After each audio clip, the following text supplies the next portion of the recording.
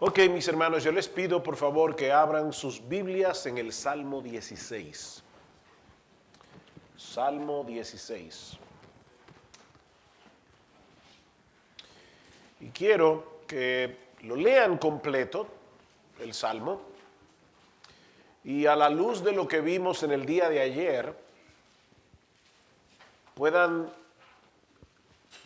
decir cuál es la idea central de un sermón que tú predicaras acerca de ese texto. Si te toca predicar del Salmo 16, ¿cuál sería la idea central de tu sermón? ¿Qué sería lo que tú quisieras comunicar a través de ese sermón? Como es un salmo muy conocido, ¿alguien tiene una idea provisional? Recuerden que a medida que uno va trabajando en su sermón, uno va afinando su idea, pero ¿alguien tiene alguna idea provisional que pueda compartirla con el grupo? Recuerden que estamos todos para aprender. Siempre cuando damos una clase de predicación, se me olvidó decir eso ayer, pero una de las cosas que debemos hacer es dejar el orgullo afuera de la iglesia. Porque todos nos equivocamos y cometemos errores y tenemos que estar dispuestos a aprender y a ser corregidos.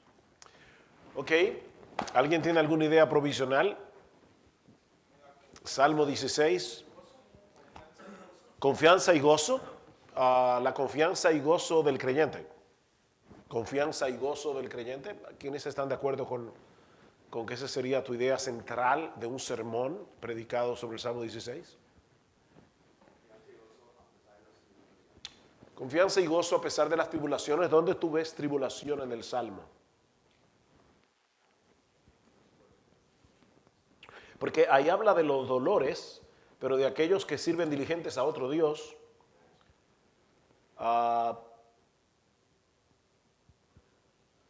Se puede inferir del versículo 8, dice, porque está mi diestra no seré conmovido.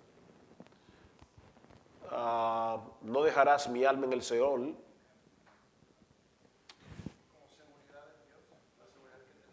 Seguridad en Dios.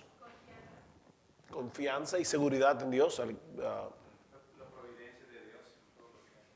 La providencia de Dios. A Jehová he puesto siempre delante de mí, porque está mi diestra no seré conmovido, cualquiera que sea la circunstancia.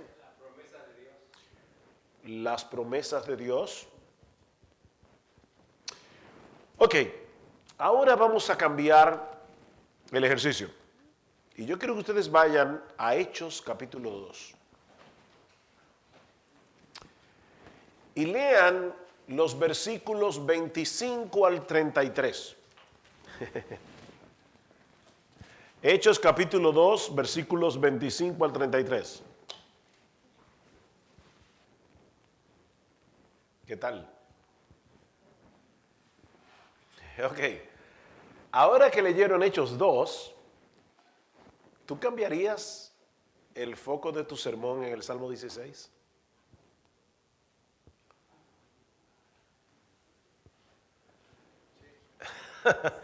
¿De qué predicó Pedro?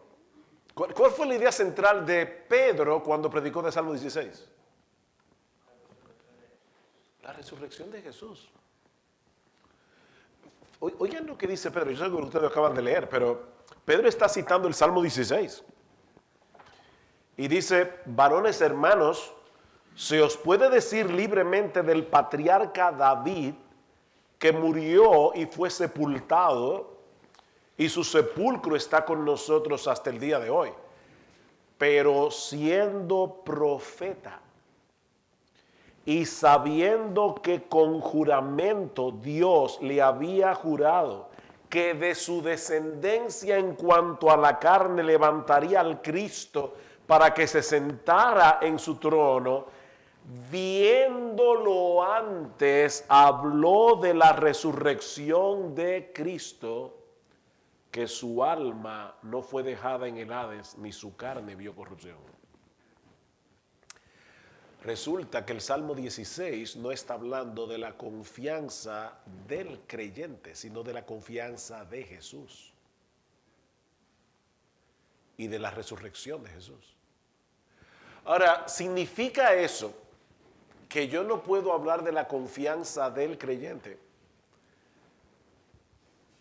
por la forma como Pedro utiliza el Salmo en el capítulo 2 de Hechos? No. No, tenía un mensaje en su tiempo para ellos, como decir, como yo siempre lo he visto por las escrituras, es que en su momento que se dijo el Salmo, tenía un mensaje también para el pueblo de Israel. Estamos hablando que son salmos de David en eso, pero siempre el Nuevo Testamento interpreta el Antiguo Testamento y al final de cuentas eso también es Cristo hablando en el Espíritu. O sea que siempre pasa de un lugar al Nuevo Testamento. Sin embargo, Ricardo, nota algo importante. Sí. Pedro dice que como David era profeta, cuando él escribió el Salmo, él estaba pensando en Cristo.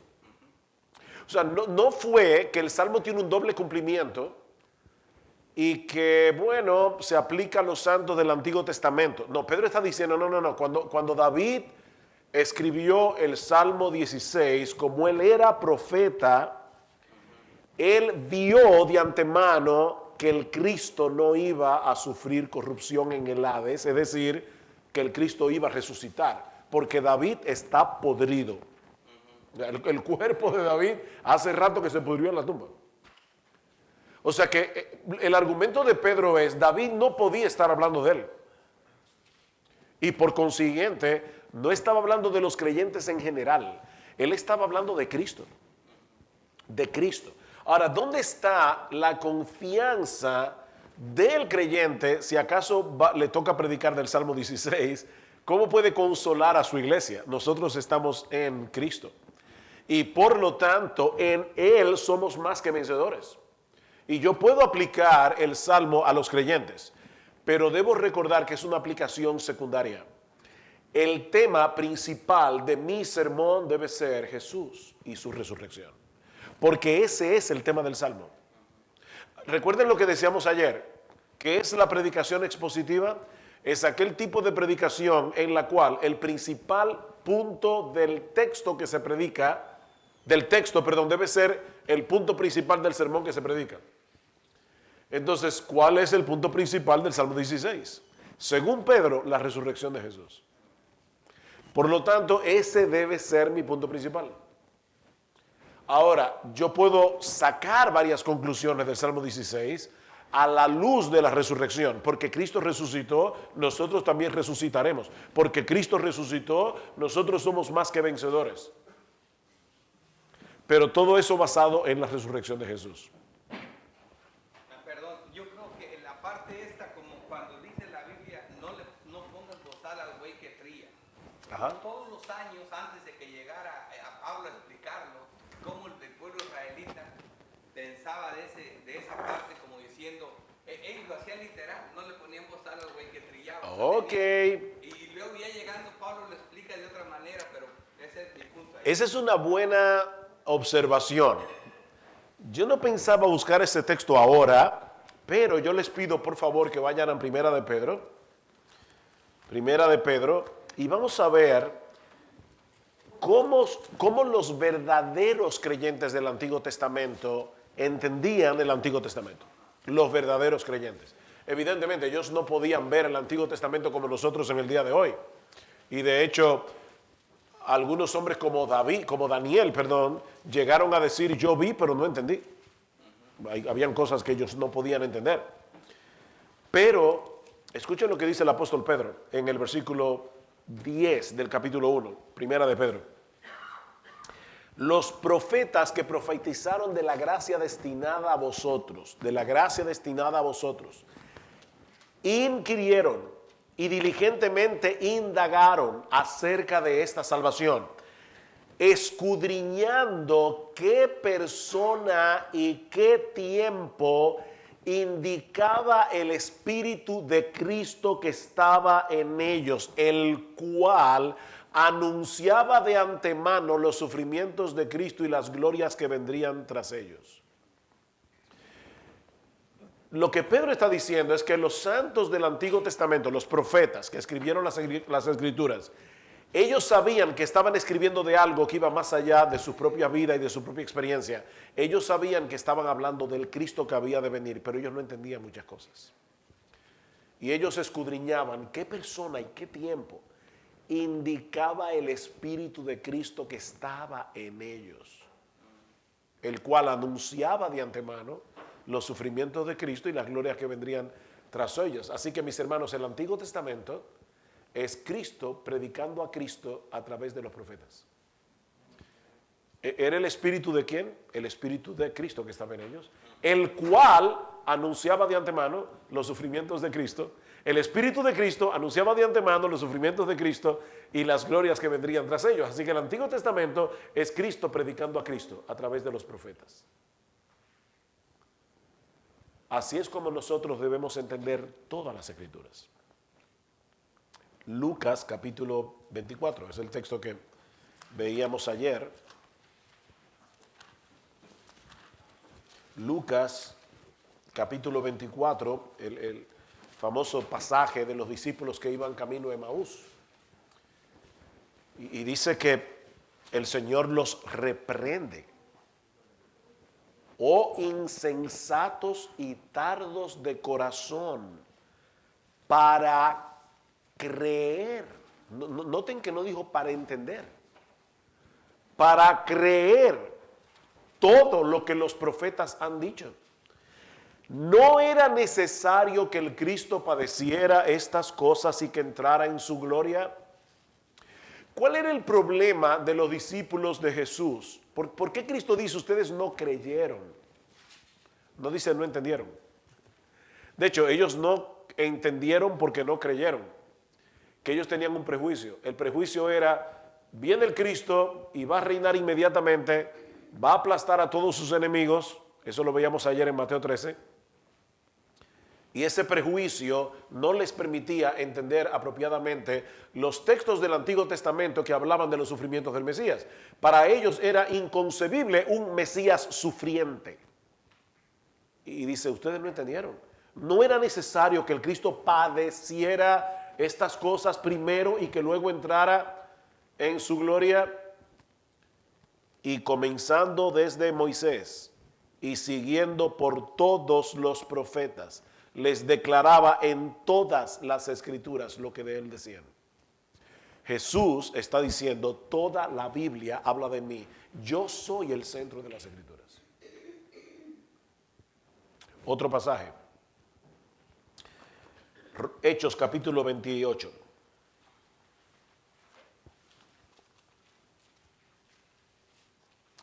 De hecho, hay un texto muy conocido por todos ustedes que probablemente se lo saben de memoria. Y es Juan 5:39. ¿Quién se sabe Juan 5:39 de memoria? Escudriñad las Escrituras.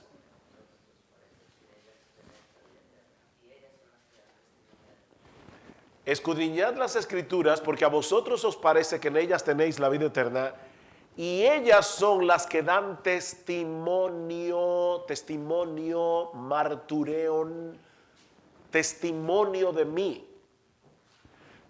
Cristo está diciendo, cuando ustedes lean las Escrituras, nunca olviden eso.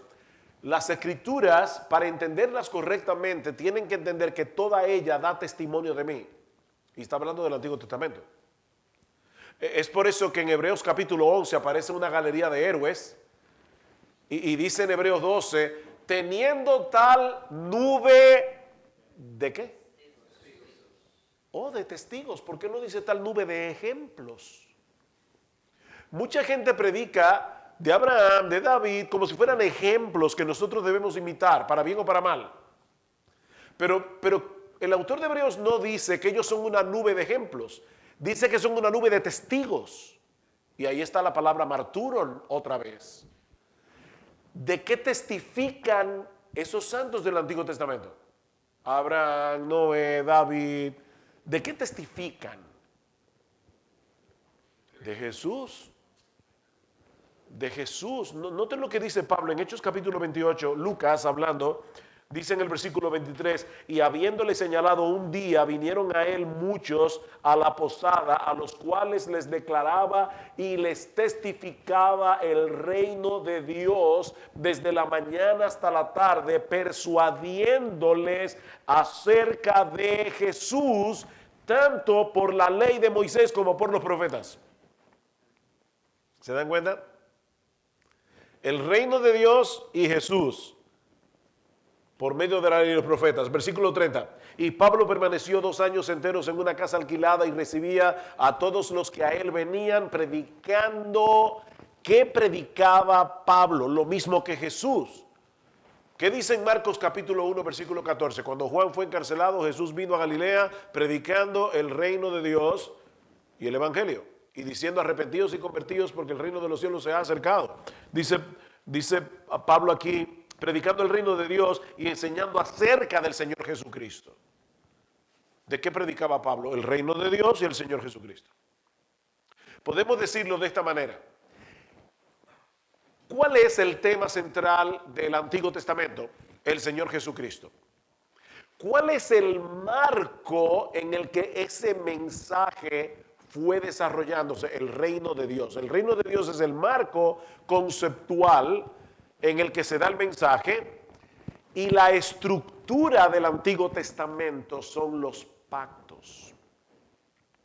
Eso lo vamos a ver en un momento, cómo los pactos funcionan en el Antiguo Testamento. Pero mi punto es, mis hermanos, que si nosotros no entendemos que Jesús es el tema central de la Biblia, hemos perdido el significado de la Biblia. Por eso dicen en Lucas 24 que esa misma noche Jesús se apareció a los discípulos que estaban allí encerrados en el aposento alto, y dice que Él les abrió el entendimiento para que comprendieran las Escrituras. ¿Y cómo Cristo les abrió el entendimiento? ¿Cuál fue la llave? Era necesario que el Cristo padeciera estas cosas y entrar en su gloria, y que se predicara en su nombre el arrepentimiento y el perdón de pecados. Por lo tanto, de nuevo, Cristo es el centro de las Escrituras. Y aquí está, mis amados hermanos, el principio que nosotros vamos a ver en el día de hoy. Si vamos a enseñar la Biblia como cristianos, debemos mostrar en nuestro mensaje el Evangelio, es decir, la muerte y resurrección de Cristo y lo que esto significa. ¿Oyeron esto? Si vamos a predicar la Biblia como cristianos, si tú no predicaste a Jesús, tú no predicaste la Biblia como cristiano. Si tú pudiste predicar, yo no sé cuántos de ustedes predican regularmente aquí. ¿Quiénes predican aquí regularmente? Ricardo, Javier. ¿Eh? Pastor Ricardo, Javier. Sí, pero no sé si aquí hay algún estudiante de otra iglesia que predique regularmente. Ok, la prueba es esta. Si yo puedo tomar mi sermón del domingo pasado y predicarlo en una sinagoga o en una mezquita y nadie se molesta, tenemos problemas. Y yo creo que hay muchos sermones donde aún hasta Jesús es usado como un buen ejemplo, y para los musulmanes eso está muy bien porque ellos ven a Jesús como un buen ejemplo. O sea que si tú predicaste tu sermón y lo pudiste haber predicado en una mezquita y nadie se hubiera molestado, entonces no estamos predicando la Biblia como cristianos. Ahora, si yo digo que Jesucristo es Dios, que murió en una cruz para salvarme de mis pecados y que no hay salvación fuera de Él, en la mezquita se van a molestar y en la sinagoga también, porque ellos no aceptan eso. Eso me recuerda algo que está sucediendo mucho, y me gusta cómo se expresan de los testigos de Jehová. Muchos le llaman los falsos testigos de Jehová porque no dan testimonio de Cristo. Exactamente, son falsos testigos de Jehová. Ok, volvemos a nuestro rectángulo. Ya se lo deben saber de memoria, ¿verdad? Recuerden que cuáles son los 3 principios de la sana enseñanza. ¿Cuáles son? La repetición y la repetición. Ok, entonces vamos a rectángulo de Clowney, Edmund Clowney. Aquí tenemos nuestro texto. ¿Qué pasó? Aquí tenemos nuestro texto. ¿Cuál es el problema que tienen muchos predicadores que hacen? Que ellos van de su texto ¿a dónde? a nosotros hoy, para ver cómo se aplica el texto a mi audiencia. Yo quiero ser relevante. Pero ¿qué debo hacer en cambio? Antes de ir del texto a nosotros hoy, ¿qué debo hacer? Yo debo hacer un exégesis. ¿Y eso qué significa? Que debo ir a ellos entonces. ¿Quiénes son ellos ahí? ¿Quiénes son ellos? La audiencia original que recibió el texto del que estamos hablando. Entonces, eso es lo que se llama una exégesis, que es diferente a una eisegesis. El prefijo ek significa sacar, el prefijo eis significa introducir. Entonces, mucha gente lo que hace es una eisegesis, es decir, introduce en el texto sus propias ideas en vez de sacar del texto lo que el Espíritu Santo intentó. Ok, ahora ya sí puedo ir, ¿verdad? De ellos entonces a nosotros hoy. No, ¿por qué no? Porque si lo hacemos vamos a terminar moralizando. En vez de tener una nube de testigos, vamos a tener una nube de ejemplos. Vamos a moralizar. ¿Qué debemos hacer ahora entonces? ¿Qué debemos hacer? Una reflexión teológica. ¿Y en qué consiste esa reflexión teológica? ¿Cuál es la pregunta que debemos hacernos? Son dos preguntas. La pregunta es ¿cómo mi texto me prepara para el Evangelio o cómo el Evangelio arroja luz sobre mi texto? Esa es la pregunta. La pregunta no es ¿dónde está Jesús en mi pasaje? Cuidado, porque si me hago esa pregunta puedo terminar espiritualizando. Yo me acuerdo, hace muchos años leí, Martin Lloyd-Jones hablaba de su predecesor Campbell Morgan. Fue un gran predicador, pero a veces hasta los grandes predicadores se equivocan. Y este gran predicador predicó acerca del texto donde dice que Mefiboset era cojo de las dos piernas. Recuerdan que Mefiboset era el hijo de Saúl que cayó cuando la nodriza, le estaba llevando de un sitio a otro y quedó cojo, pero David por amor a Jonatán, era hijo de Jonatán, por amor a Jonatán recibió a Mefiboset en su casa y dice que comía en el palacio del rey todos los días. ¿Recuerdan ese texto? Bueno, según Campbell Morgan, en ese texto está el Evangelio. ¿Dónde? Bueno, según él, Mefiboset era lisiado de los dos pies. Ahí está la doctrina de la depravación total. Luego dice que Mefiboset fue recibido en la casa de David. Ahí está la doctrina de la adopción. Dice que comía de su mesa todos los días. Ahí está la doctrina de la justificación. Ahora la pregunta es, ¿y toda esa doctrina está en ese texto? No. Eso es espiritualizar las Escrituras. Eso es buscarle a la Biblia un significado oculto. Y la Biblia no tiene ningún significado oculto.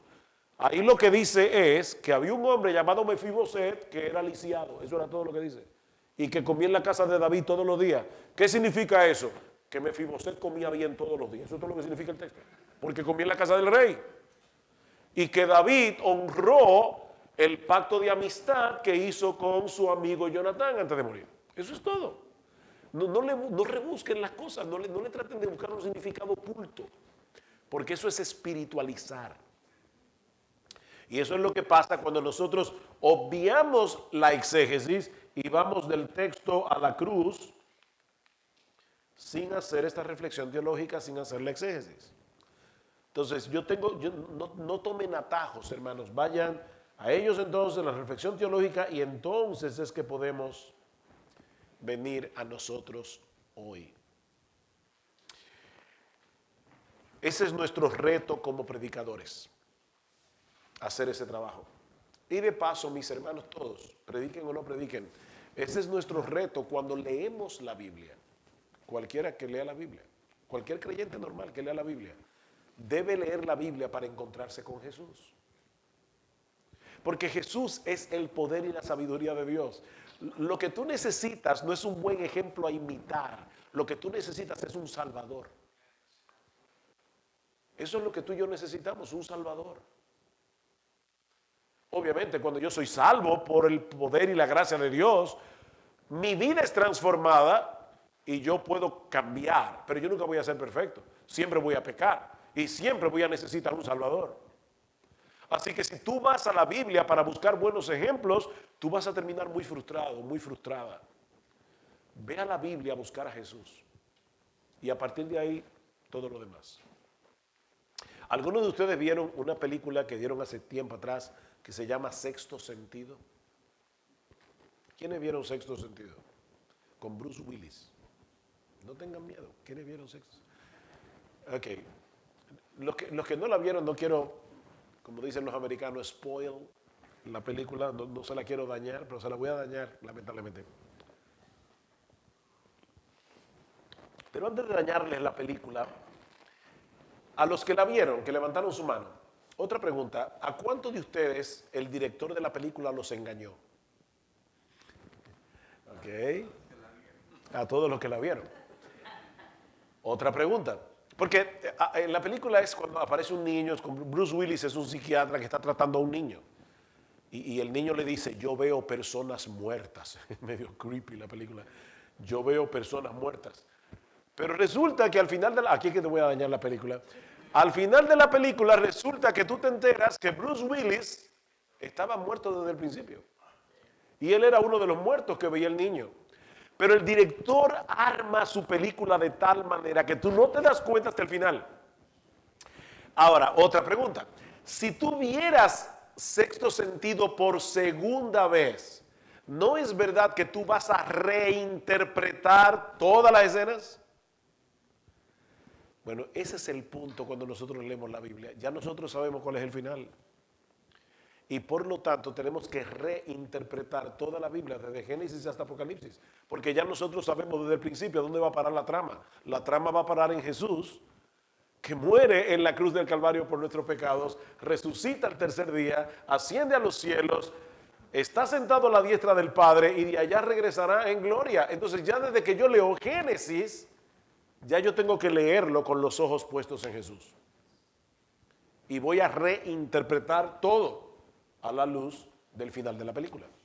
Que no es una película, pero sea el final de la trama. Noten cómo los apóstoles interpretaron el Antiguo Testamento. Vamos a Colosenses capítulo 1.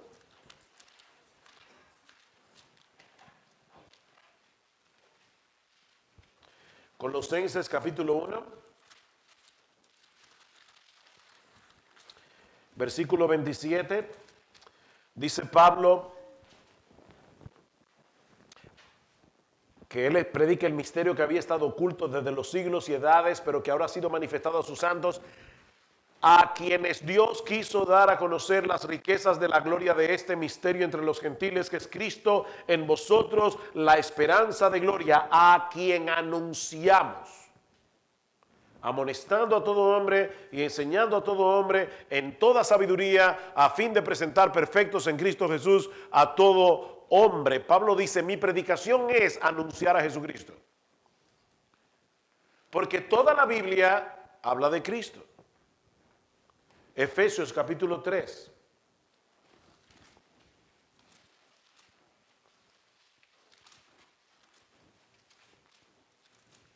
Versículo 8. A mí, que soy menos que el más pequeño de todos los santos, me fue dada esta gracia de anunciar entre los gentiles el evangelio de las inescrutables riquezas de Cristo y de aclarar a todos cuál sea la dispensación del misterio escondido desde los siglos en Dios, que creó todas las cosas, para que la multiforme gracia de Dios sea ahora dada a conocer por medio de la iglesia a los principales y potestades en los lugares celestiales, conforme al propósito eterno que hizo en Cristo Jesús nuestro Señor. Dice, a mí se me dio la gracia de anunciar entre los gentiles el evangelio de las inescrutables riquezas de Cristo. Eso es lo que nosotros anunciamos.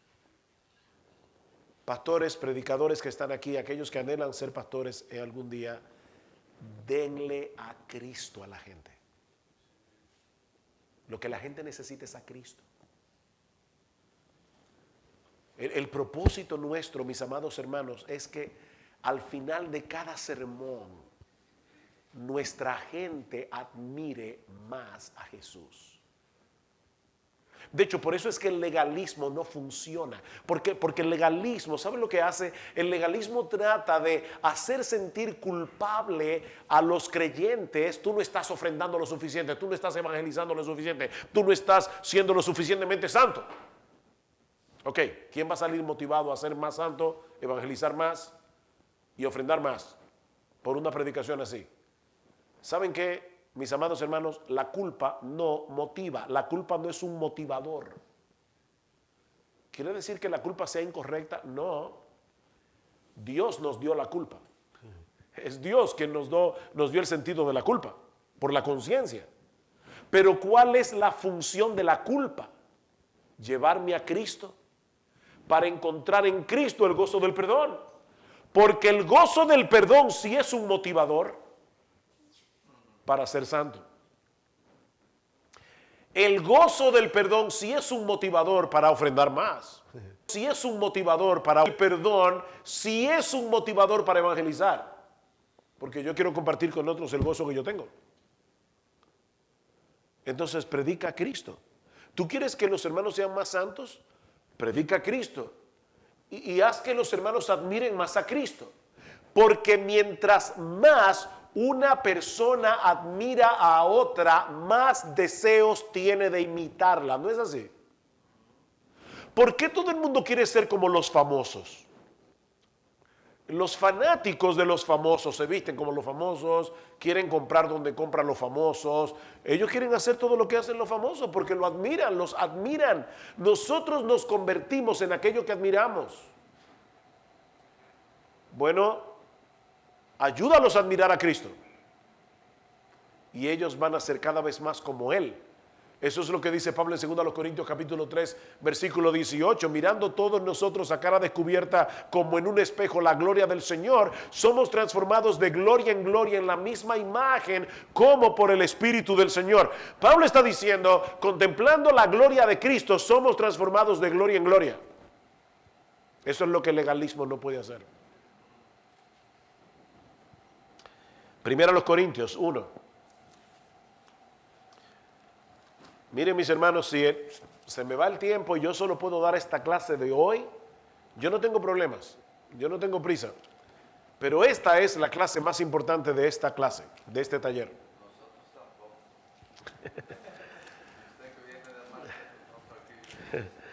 Primero los Corintios 1:21. Dice Pablo, pues ya que en la sabiduría de Dios el mundo no conoció a Dios mediante la sabiduría, agradó a Dios salvar a los creyentes por la locura de la predicación, porque los judíos piden señales, los griegos buscan sabiduría, pero nosotros predicamos a Cristo crucificado. Para los judíos ciertamente tropezadero, para los gentiles locura, mas para los llamados, así judíos como griegos, Cristo, poder de Dios y sabiduría de Dios. Cristo es el poder de Dios y la sabiduría de Dios. Y Pablo está diciendo, yo no predico otra cosa, yo predico a Cristo y este crucificado. 1 Corintios 2. Así que hermanos, cuando fui a vosotros para anunciaros el testimonio de Dios, no fui con excelencia de palabras o de sabiduría, pues me propuse no saber entre vosotros cosa alguna, sino a Jesucristo y a este crucificado. Yo no sé de otra cosa. No importa el pasaje que yo predique. Los voy a llevar de la mano a Jesús. Gálatas capítulo 6, versículo 14.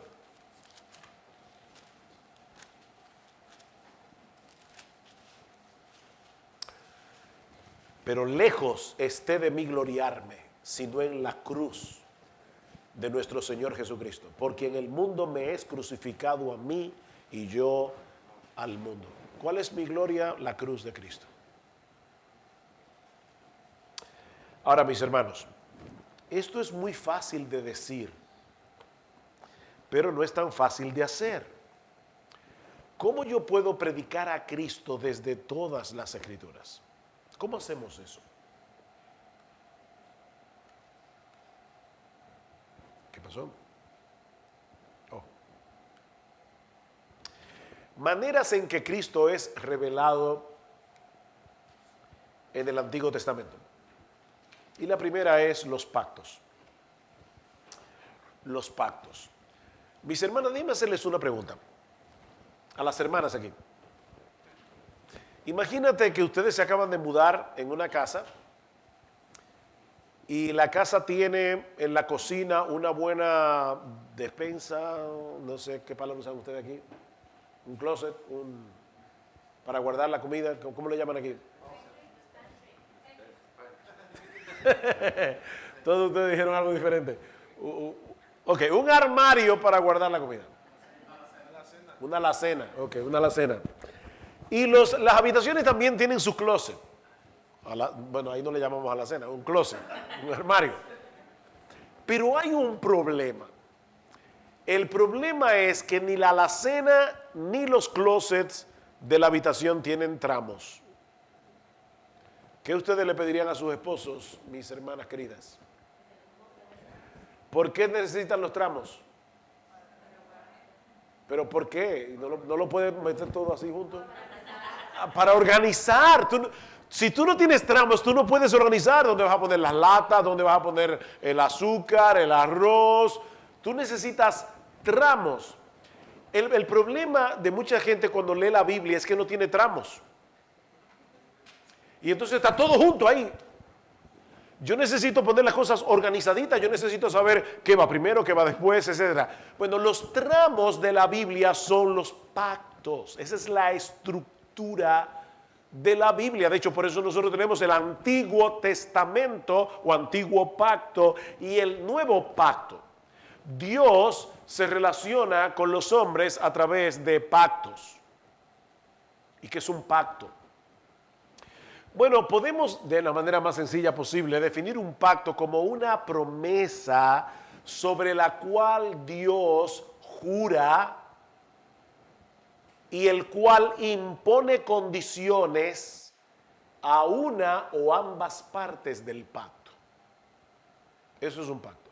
Es una promesa sobre la cual Dios jura y que impone condiciones a una parte o a las dos partes del pacto. Eso es un pacto. Y Dios se relaciona con el hombre con un pacto. El primero de esos pactos es el pacto que Dios hizo con Adán. Ahora, yo estoy consciente de que algunos teólogos no creen que hubo un pacto con Adán.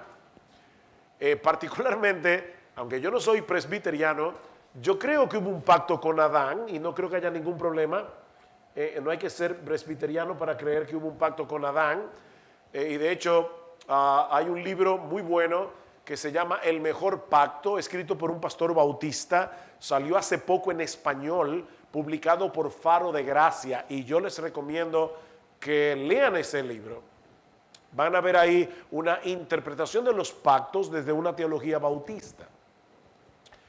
¿Cuál fue el pacto con Adán? El pacto con Adán fue un pacto de obras. O sea, Dios le dijo a Adán y a Eva, este es mi pacto. Yo les prometo vida eterna si ustedes me obedecen. Lo colocó en el huerto del Edén y Dios le dijo, de todos los árboles del huerto podrás comer, mas del árbol de la ciencia del bien y del mal no comerás. El día que de él comas, ciertamente morirás. Si Adán y Eva hubieran obedecido, habrían sido confirmados en vida eterna. Pero ¿qué pasó? Que Adán y Eva pecaron y por lo tanto violaron el pacto. Ellos violaron la condición y por lo tanto recibieron la maldición. Bueno, en ese momento Dios pudo haber erradicado al hombre. Dios le dijo, el día que comas de él ciertamente morirás. Dios pudo haber matado a Adán y Eva el mismo día que comieron de la fruta prohibida. Y de paso, siempre se culpa a la pobre Eva. No es la pobre Eva. Eva fue culpable. Pero siempre se culpa únicamente a Eva. Y la verdad es que Pablo culpa a los dos en el Nuevo Testamento. Los dos son culpables. Me llamó muchísimo la atención. Hace unos años tuve una oportunidad con mi esposa de ir a Roma y ver la Capilla Sixtina y ver los frescos de Miguel Ángel en la Capilla Sixtina. Y lo que llamó mi atención, yo nunca me había dado cuenta de eso, me llamó la atención que donde aparece la escena de la caída, se ve a Eva tomando de la fruta prohibida y a Adán bajando la rama. Así que Miguel Ángel pudo captar perfectamente qué fue lo que pasó ahí. Los dos son culpables. porque Adán debió proteger a su mujer. Él era el líder y no la protegió. Y se produjo la caída. Ahora, ¿qué hizo Dios inmediatamente? Dios, el hombre y la mujer pecan. ¿Qué hace Dios? Sí, pero ¿qué le da Dios al hombre y a la mujer en ese momento? Sí, pero antes de eso, le da una promesa. ¿Cuál era la promesa?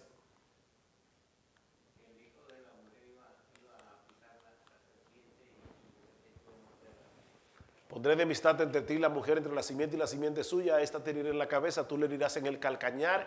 Esa es la primera promesa del Evangelio que aparece en toda la Biblia. A partir de ese momento, todo lo que va a pasar en la Biblia es el desarrollo de esa promesa a través de pactos. Si tú conoces estos nombres que están aquí, Adán, Noé, Abraham, Moisés y David, y el nuevo pacto, pero no es un nombre, el nuevo pacto, Adán, Noé, Abraham, Moisés, David, ya tú tienes tramos para colocar los temas de la palabra de Dios en su lugar. Y el nuevo pacto, obviamente. En el pacto con Noé, ¿qué prometió Dios al hombre? Que no iba a destruir la tierra. Y así la tierra iba a ser preservada como el escenario en el cual se iba a dar lugar a la promesa del Evangelio. Luego Dios hizo un pacto con Abraham. Y en ese pacto es interesante porque los pactos en aquellos días se hacían partiendo un animal en medio y los pactantes pasaban por en medio del animal.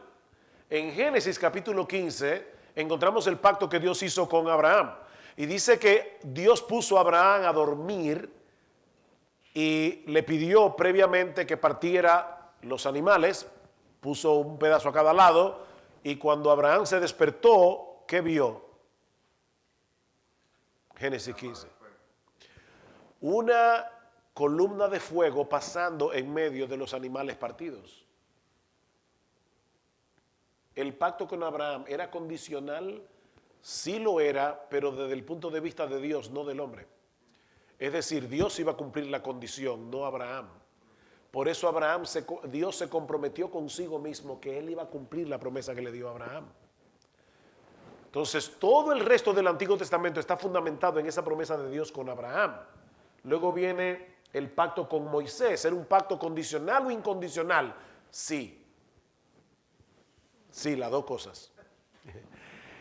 Era un pacto condicional porque si ellos no cumplían la condición del pacto y no obedecían la ley, ellos no iban a poder disfrutar de la tierra prometida a Abraham. Así que el pacto mosaico no salvaba a nadie, pero sí permitía el disfrute de la bendición del pacto abrahámico en la tierra prometida por Dios. ¿Qué pasó con el pueblo de Israel? El pueblo de Israel pecó contra Dios todo el tiempo, violó el pacto mosaico y fueron exiliados de la tierra. Luego vino el pacto con David. A David se le ocurrió la idea de hacerle una casa a Dios.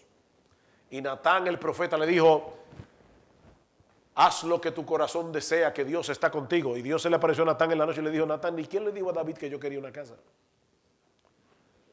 Dile a David que no, que él no va a construir ninguna casa para mí. La casa la va a construir su hijo.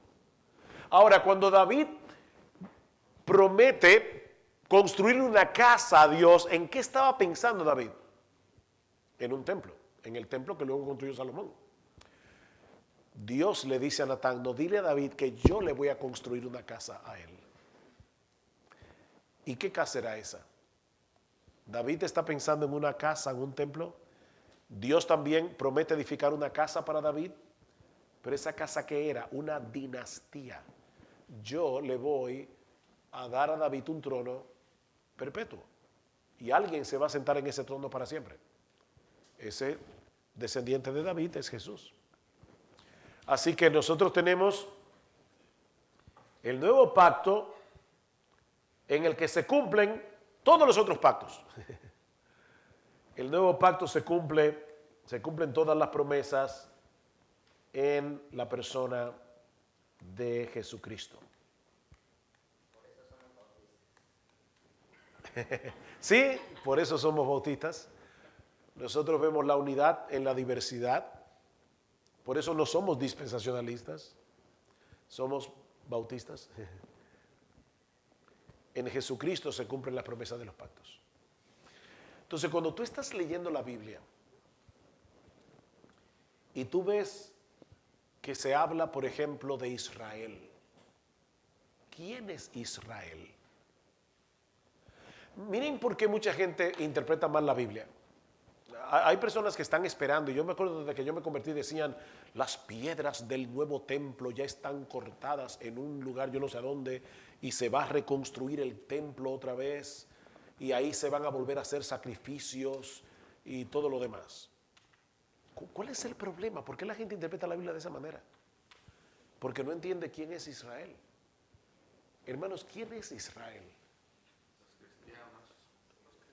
Y antes de los cristianos, ¿quién es Israel? ¿Saben quién es el verdadero Israel? Es Jesucristo. Jesucristo es el verdadero Israel. Vayan conmigo, voy a buscar dos textos. Pero, bueno, el primero es el más conocido de todos, Juan 15. En el Antiguo Testamento se usaba mucho la mata de higuera para hablar de Israel. Era un símbolo de Israel. Pero Cristo dice en el versículo 1, yo soy la vid verdadera y mi Padre es el labrador. Ahí de golpe y porrazo Jesús está diciendo, la vid verdadera no es una nación, la vid verdadera soy yo, porque yo soy el verdadero israelita. Ninguno de los israelitas pudieron cumplir las condiciones del pacto, la cumplo yo únicamente. Yo obedecí la ley mosaica de principio a fin. ¿Recuerden lo que le dije de la ley mosaica? Que era condicional para disfrutar las bendiciones de la tierra, las bendiciones del pacto abrahámico. El único ser que ha cumplido el pacto mosaico de principio a fin es el Señor Jesucristo. Por lo tanto, Él es el verdadero Israel. Y nosotros somos las ramas que estamos conectadas con el Señor Jesucristo. Vamos a Gálatas capítulo 3.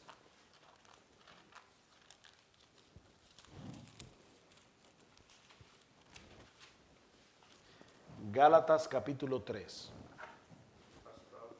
¿Sí? Antes que vaya, me dejó un poco confundido. Mencionó la higuera y después mencionó la vid, diferente árbol. ¿Cómo fue? Mencionó una higuera y después terminó con una vid. Perdón, una mata de vid. Dice Dios, yo planté una vid escogida. En Isaías capítulo 5 habla de una vid, no una higuera, perdón. Habla de una vid. Y esa vid es el Israel, pero esa vid fue infiel. Gracias por la aclaración. Dice, ¿recuerdan Isaías 5? Cantaré la canción de mi amado a su viña. Yo planté una viña, la cerqué de vallado, la planté de vides escogidas, pero cuando yo fui a recoger uvas, en vez de encontrar buenas uvas, ¿qué encontré? Uvas silvestres. Esa vid no sirvió, esa vid no dio el fruto. Bueno, pues de la misma manera, ahora Jesús está diciendo, como esa vid no dio el fruto, ahora yo soy la vid verdadera y yo voy a dar los frutos, que son ustedes. Ustedes son las ramas. Ok, Gálatas capítulo 3, versículo 16. Ahora bien, dice Pablo, a Abraham fueron hechas las promesas y a su simiente.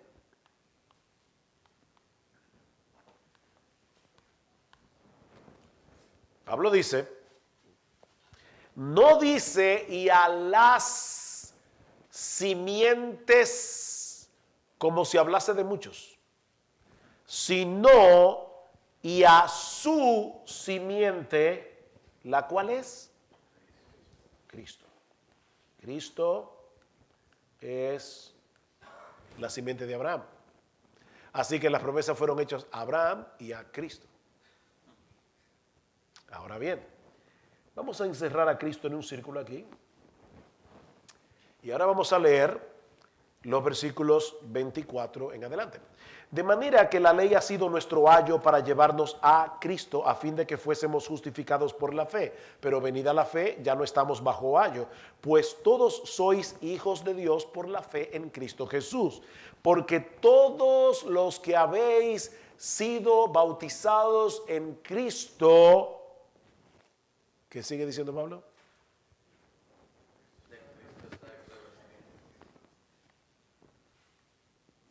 De Cristo estáis revestidos. Ahora nosotros estamos acá adentro. Todos nosotros estamos allá adentro. Ya no hay judío ni griego, no hay esclavo ni libre, no hay varón ni mujer, porque todos vosotros sois uno en Cristo. Y si vosotros sois de Cristo, ciertamente el linaje de Abraham sois y herederos de la promesa. ¿Quiénes son los verdaderos israelitas? Todos los que estamos en el verdadero israelita, que es Cristo. Y ya no hay judío ni griego, ya no importa si tú eres dominicano, chino, alemán, mexicano o si naciste en Israel, no tiene la menor importancia. Nosotros somos el verdadero Israel. Y todas las promesas dadas a Abraham son tuyas y mías, dice Pablo. No lo digo yo, lo dice Pablo. Ese es el verdadero Israel. Ahora, ¿por qué la gente interpreta mal la Biblia? ¿Por qué hay iglesias hoy que tienen estrellas de David, tocan el shofar, celebran la Pascua, tienen la menorá, que es el candelabro de 7 brazos? ¿Por qué hay gente que está cometiendo esas locuras? Porque no entienden los pactos, no entienden la Biblia, los tramos se le cayeron. Y está toda la ropa en el piso. No tienen tramos. No saben dónde colocar cada cosa. ¿Ven, hermanos, lo importante que es este tema? Yo tengo que interpretar la Biblia completa a la luz de los pactos. Pero el tiempo se nos fue. Vamos a dejarlo aquí por ahora. Una pregunta también. Sí, mi hermano. También lo que le llamamos la teología sistemática o las doctrinas, también eso aplica en los tramos, ¿verdad? Un poco. ¿Cómo fue? También lo que le llamamos la doctrina sistemática, las diferentes doctrinas, también la debemos de ver así como en tramos. Eso significa ordenar la doctrina, ¿no? Cuando hablamos de doctrina sistemática. La teología sistemática lo que hace es que sistematiza los grandes temas de la Biblia, como el pecado, la iglesia, Jesús, la Trinidad, los grandes temas de la Biblia los pone sistemáticamente. Pero de lo que estamos hablando aquí es de teología bíblica. Y la teología bíblica, en vez de sistematizar los temas, más bien va viendo la historia de la redención tal cual se fue desarrollando a través de los pactos. Hasta que llega al Señor Jesucristo. De hecho, si tuviera tiempo, yo les mostraría algo que es de verdad sorprendente, pero se lo voy a decir solamente de palabra porque no tengo el tiempo ahora. Pero toda la Biblia tiene un prólogo y un epílogo de pacto. El prólogo está en Génesis 1, 2 y 3. El epílogo, al final, está en Apocalipsis. Si ustedes leen Apocalipsis a la luz de Génesis 1, 2 y 3, se van a dar cuenta de algo sorprendente. En Génesis 1, 2 y 3, nosotros tenemos creación, caída y redención. Lo que hace el libro de Apocalipsis es voltearlo y presentarme redención, caída y creación, la nueva creación. Estos dos libros, Génesis y Apocalipsis, son la misma cosa, solo que he visto de derecho y al revés. Génesis 1, creación. Génesis 2, matrimonio, Adán y Eva. Génesis 3, caída. ¿Qué vemos en el Apocalipsis? Vemos la caída del diablo, lo que dice en Génesis 3:15, le aplastaré la cabeza a la serpiente, eso lo vemos en Apocalipsis 20. En Apocalipsis 21 vemos la boda, Cristo y la iglesia. Y en Apocalipsis 22 la nueva creación. ¿Ven? Es Es como mirarlo en un espejo, pero de derecho al revés. Esos dos capítulos o esos dos secciones de la Biblia enmarcan toda la Biblia. Todo lo que hay en la Biblia es, después de Génesis 3, es cómo llegamos de la caída de Adán a la destrucción de la serpiente, la boda del Cordero y la nueva creación. Y ahí está toda la Biblia. Si leyéramos la Biblia de esa manera, sería fascinante. Y descubriríamos muchas cosas. Sin tener que alegorizar, solamente interpretando como tal cual.